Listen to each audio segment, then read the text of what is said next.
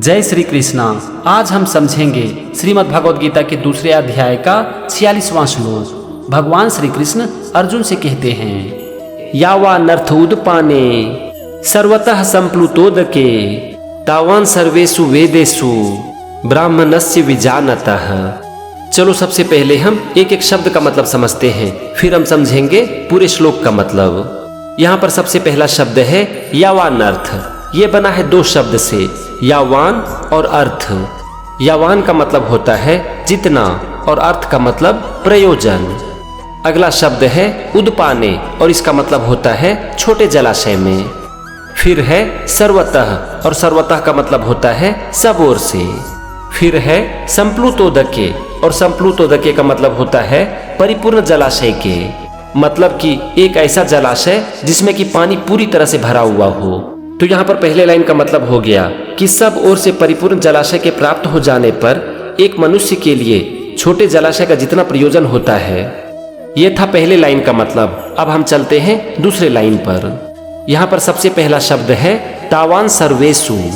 इसमें है दो शब्द, तावान और सर्वेषु। तावान का मतलब होता है उतना और सर्वेषु का मतलब होता है सब, समस्त। इसके बाद है वेदेषु और वेदेषु का मतलब होता है वेदों में।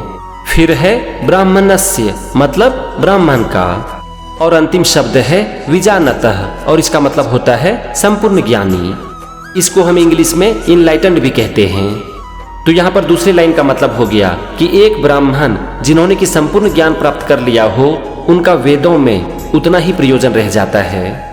हमने एक एक शब्द को समझ लिया, दोनों वाक्य को भी समझ लिया। अब हम समझते हैं पूरे श्लोक का मतलब। भगवान अर्जुन से कहते हैं कि हे अर्जुन, सब ओर से परिपूर्ण जलाशय के प्राप्त हो जाने पर एक मनुष्य के लिए छोटे जलाशय का जितना प्रयोजन रह जाता है, ठीक उसी तरह से संपूर्ण ज्ञान प्राप्त करने वाले ब्राह्मण के लिए वेदों का उतना ही प्रयोजन रह जाता है।